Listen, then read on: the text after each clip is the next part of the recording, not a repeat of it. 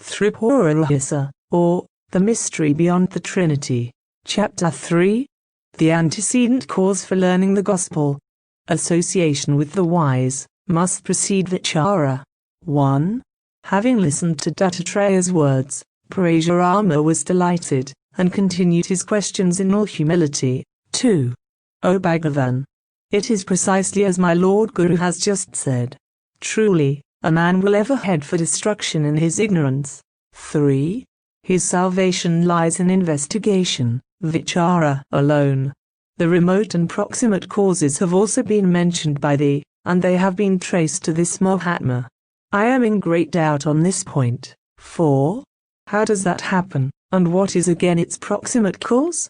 Can it be that it is natural, like courage to a hero? Then why is it not shared by all? 5. 6. Why have I not got it as yet? Again, there are others, who are more troubled, and suffer more than I. Why have they not got this means? Kindly tell me. Thus asked, Datta, the ocean of mercy, answered. 7. Listen, Rama. I shall now tell you the fundamental cause of salvation. Association with the wise is the root cause for obliterating all misery.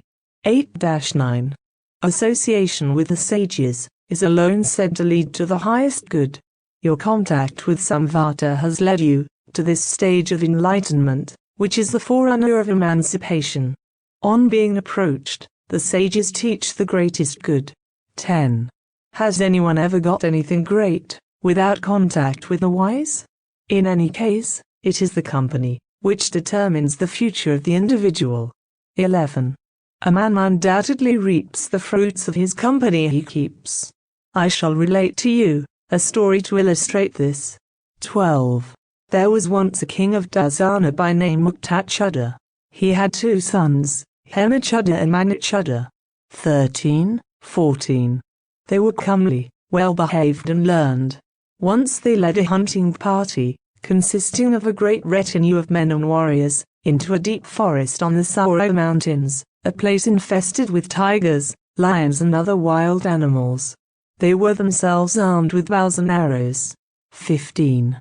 There they shot several deer, lions, boars, bisons, wolves, etc., having killed them by the skillful use of their bows. 16. As more wild animals were being hunted down by the royal hunters, a tornado began to rage, pouring down sand and pebbles. 17. A thick cloud of dust screened the sky, and it became dark as night, so that neither rocks, trees, nor men could be seen. 18. The mountain too was shrouded in darkness, so that neither hills nor valleys could be seen. The retinue hurried away, afflicted by the sand and pebbles hurled down by the tornado.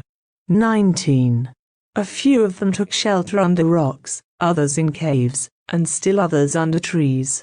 The royal pair mounted horses and rode away into the distance. 20.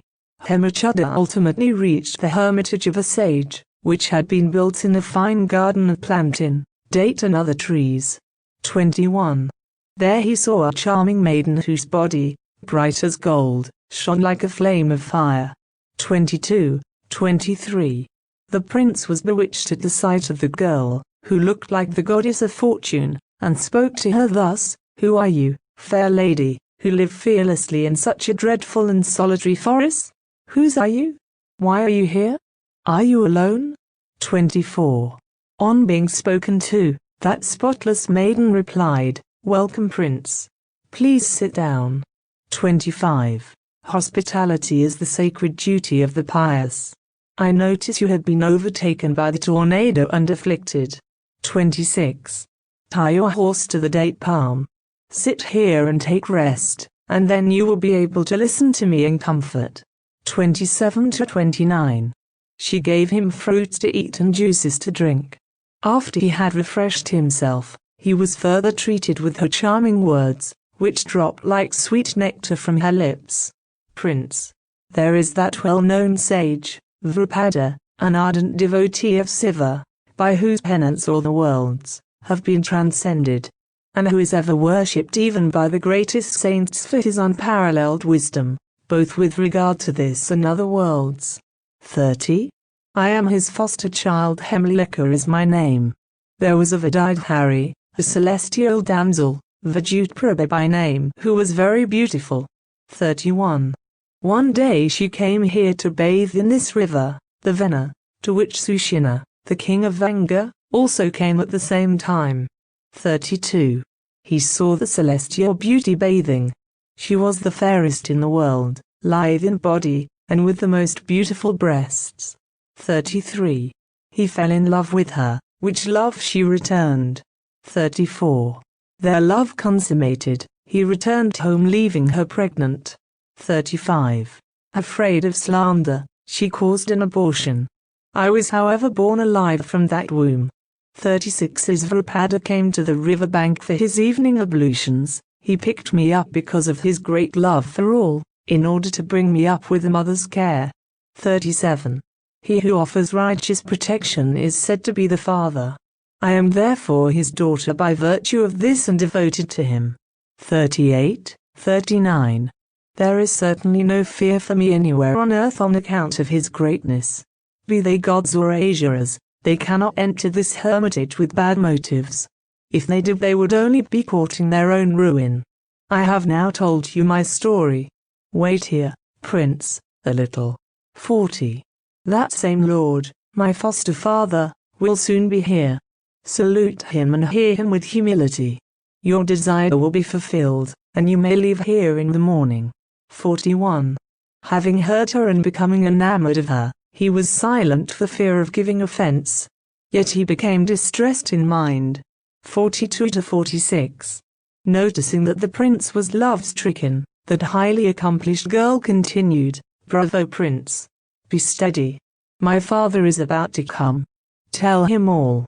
As she was saying this, Vrapada, the great saint, arrived, carrying a basket of flowers culled from the forest for worship. Seeing the sage coming, the prince rose up from his seat, prostrated before him, mentioning his own name, and then took his seat as directed. The sage noticed that the man was love-stricken. Taking in the whole situation by his occult powers, he pondered on what would be the best course in the circumstances, and ended by bestowing Hemlika on the young man as his life partner. 47 to 49.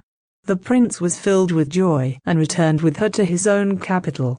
Muktachala, his father, was also very pleased, and ordered festivities in the kingdom. He then had the marriage performed ceremoniously, and the loving couple passed a very happy honeymoon in the palace, in forest retreats, and on sandy beaches. But the infatuated prince noticed that Hemlika was not as amorous as himself. 50. Feeling that she was always unresponsive, he asked her in private, My dear, how is it you are not as attentive to me as I am to you? 51. Thou fairest of girls, radiant with smiles, how is it that you are never keen on seeking pleasure or enjoying it? Are not these pleasures your taste? 52. You look indifferent even during the greatest pleasures. How can I be happy if your interest is not awakened? 53. Even when I'm close to you, your mind seems to be elsewhere. When spoken to, you do not seem to listen. 54. As I hold you in close embrace for a long while, you seem unconscious of me, and then ask me, Lord, when did you come? 55. None of the carefully planned arrangements seem to interest you and you do not take part in them. 56. When I turn away from you, you remain with your eyes closed, and so you continue whenever I approach you. 57. Tell me how I can derive pleasure with nothing but an artist's model, which is what you are, seeing your indifference to all enjoyments. 58. What does not please you cannot please me either. I am always looking to you, trying to please you like a lily looking up at the moon. Note, Kumada, a certain lily, blossoms only in the night and is therefore said to be the beloved of the moon, as the lotus blossoming in the day is said to be the beloved of the sun. 59. Speak, dear. Why are you like this? You are dearer to me than even life. I adjure you. Speak and so relieve my mind. Thus ends the third chapter in the section on the potency of the association with the wise in Tripura Rahasya.